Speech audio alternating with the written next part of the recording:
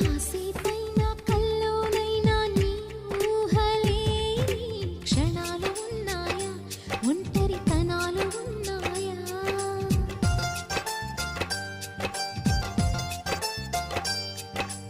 ఏం చేస్తున్నా ఎటు చూస్తున్నా ఈ రూపులోనే ప్రతిదీ చూస్తున్నా నిన్నే ప్రపంచమంటున్నా. మమతలు చిందిన మధువుల విందుకు అతిథులుగా ఆహ్వానిద్దాం ఆరారు కాలాలని.